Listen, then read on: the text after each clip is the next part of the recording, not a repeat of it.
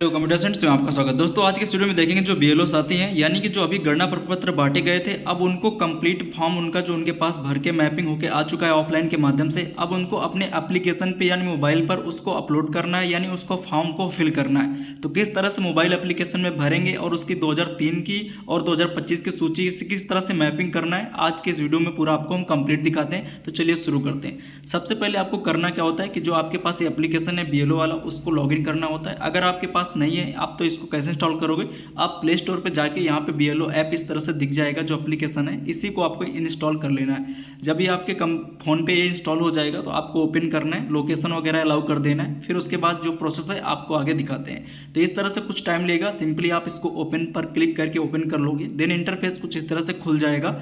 अब यहाँ पे आपको जो इस तरह से लोकेशन, तो आपको पहला व्हाइल यूजिंग का ऐप वाला क्लिक करके तीनों परमिशन को यहाँ पे अलाउ कर देना है। अब इंटरफेस इस तरह से आता है। तो बीएलओ के सही रजिस्टर्ड मोबाइल नंबर होते हैं, तो वो अपना मोबाइल नंबर यहाँ पे डालेंगे, रिक्वेस्ट ओटीपी पर क्लिक करेंगे तो इनके मोबाइल नंबर पर एक ओटीपी भेजा जाएगा। अब इस बॉक्स में उसी 6 अंक का जो ओटीपी गया उसको डाल के वेरीफाई ओटीपी के ऑप्शन पर क्लिक करके वेरीफाई कर लोगे।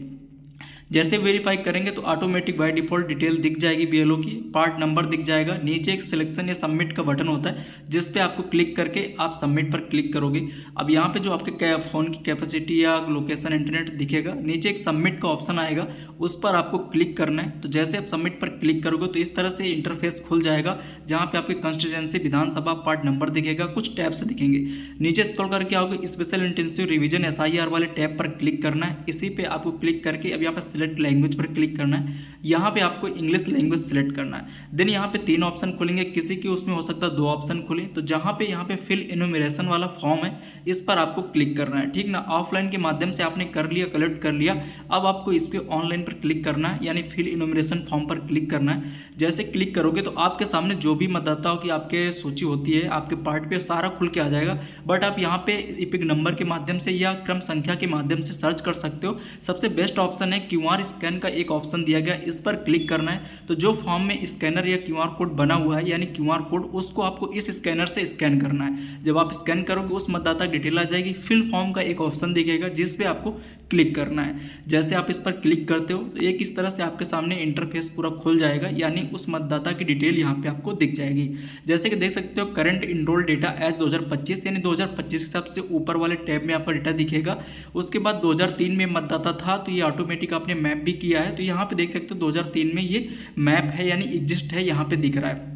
अगर कोई डिटेल मिसमैच है तो यहाँ पे आप अपडेट का एक ऑप्शन होता है जिस पे क्लिक करके आप अपडेट भी कर सकते हो। बट अगर सब कुछ सही है, 2003 में मतदाता था, अगर प्रोजनी के केस में आप अपडेट करोगे, यहाँ पे नीचे एक है वेरीफाई एंड कंटिन्यू का ऑप्शन, इस पर क्लिक करोगे। अगर कोई प्रोगनी जैसे कि अगर कुछ है आपने रिलेटिव का भरा था, तब यहाँ पे आप यस करोगे, अदरवाइज यहाँ पे नो पर क्लिक करोगे। पूछ रहा do you want to enter the detail of the relative the elector, यानी कि जब 2003 में मैच था तो आप यहाँ पे नो पर क्लिक कर दोगे। अगर रिलेटिव को भर रहे हो तब आप यस करके डिटेल भरोगे। तो मैं यहाँ पे नो पर क्लिक करके, यहाँ पे अब आता है जनरल डिटेल का। तो यहाँ पे जो मतदाता है उसकी देखिए date of birth, Aadhaar card number, mobile number, EPIC number, उसके बाद उसके फादर्स का नेम ऑटोमेटिक लिखा होगा, नहीं लिखा है तो आप लिख दोगे, मदर्स नेम, उसका इपिक नंबर और स्पोज नेम यानी पद पत्नी।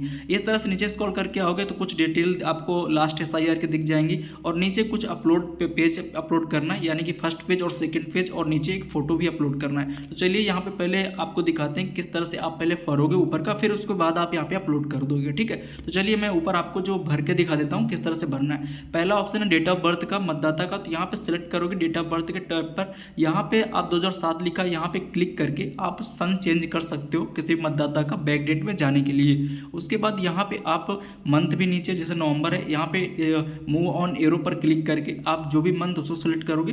फिर उसके बाद जो इस पर डेट है यानी दिनांक उसको सिलेक्ट करोगे, नीचे एक ओके का ऑप्शन है, इस पर आप क्लिक करोगे। जब आप इतना करते हो तो उसके बाद ये डेट ऑफ बर्थ आपकी यहाँ पे दिखने लगेगी।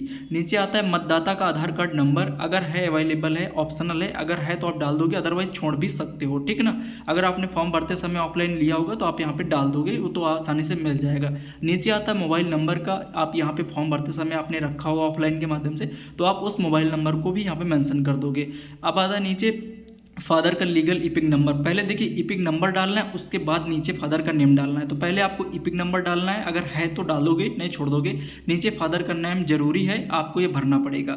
इसी तरह से नीचे आओगे तो माता का पहले आपको इपिक नंबर डालना है, फिर उसके बाद नीचे माता का नेम, यानी इपिक नंबर यहाँ पे पहले डालना है, ठीक ना। फिर माता का नेम डालना है, उसके बाद इसी तरह से स्पाउस नेम में, यानी पति, यानी अगर कोई महिला है तो अपने पुरुष का डालेगी, अगर कोई पुरुष है तो अपने महिला का डालेगा। इसी तरह से अगर ये व्यक्ति है तो अपने पत्नी का नीचे नाम डालेगा। इस तरह से आप नीचे आओगे। अब यहाँ पे आता है अपलोड का, यानी जो फ्रंट पेज है जो आपने भरा था उसको यहाँ पे चूज फाइल के ऑप्शन पर क्लिक करना है। जैसे आप यहाँ पे क्लिक करते हो तो आपके कैमरा आपका यहाँ पे पूछेगा, कैप्चर करना चाहते हो तो यहाँ पे कैप्चर फोटो वाले पे ऑप्शन पर क्लिक करोगे। जैसे कैप्चर पर क्लिक करते हो, फोटो क्लिक करोगे, ओके का बटन रहेगा, क्लिक करोगे, ये फॉर्म आपको यहाँ पे दिखने लगेगा। अपलोड सेकेंड पेज पर आपको क्लिक करना चूज फाइल पर, तो उसको जो बैक साइड का पेपर है, यानी वो जो आपको मिला था गणना प्रपत्र, उसकी फोटो क्लिक करके ओके करके अपलोड करोगे। दोनों फॉर्म आपको यहाँ पे दिखने लगेंगे, अपलोड हो चुके। नीचे आता है मतदाता की फोटो अपलोड करने के लिए क्लिक करना है यहाँ पे। उसके बाद यहाँ पे 3 ऑप्शन खुलेंगे, कैप्चर फ्रंट, यहाँ पे फ्रॉम बैक कैमरा से आपको क्लिक करना है, ठीक ना। जो आपने फोटो लगाई है गणना प्रपत्र में उसको यहाँ पे स्कैन करना है। फोटो नहीं लेगा तो आपको कैमरे को नीचे ऊपर करना है, फोटो को इस गोल चेहरे के बॉक्स में लाना, कोई दूसरा फेस नहीं दिखना चाहिए, नहीं मल्टीपल इशूज का इशू आ जाएगा, डाउन फेस का इशू आ जाएगा, और भी अन्य यहाँ पे आ जाता है, स्मॉल टू इस तरह से आ जाएगा, फेस नॉट। लेकिन आप जब करोगे ऊपर नीचे तो इस तरह से देख सकते हो फोटो यहाँ पे आ चुकी है पूरा कंप्लीट। यहाँ पे जो फॉर्म था मैपिंग का ऑनलाइन BLO ऐप के माध्यम से ऑफलाइन मिलने के बाद आपने देख लिया। इस तरह से करने के बाद चेक कर लोगे, डिटेल वेरीफाई कर लोगे, देन नीचे एक सबमिट का ऑप्शन है जिस पे आपको क्लिक करके फाइनली इसको सबमिट कर देना है। जब आप इसको सबमिट करते हो तो तुरंत ही इसके सबमिट करने के बाद एक रजिस्ट्रेशन नंबर यानी सक्सेसफुली मैसेज आता है, फॉर्म सबमिटेड सक्सेसफुली। अब इसको बैक डेट पे, मतलब वहाँ पे बैक ऑप्शन पे जाके चेक भी कर सकते हो, डालोगे तो ये ग्रीन कलर हो जाएगा, यानी पर दिखेगा। तो इस तरह से कंप्लीट आप BLO ऐप से भर सकते हो। बाकी अपडेट जानने के लिए आप हमारे चैनल को सब्सक्राइब भी कर सकते हो। थैंक्स फॉर वॉचिंग एंड धन्यवाद।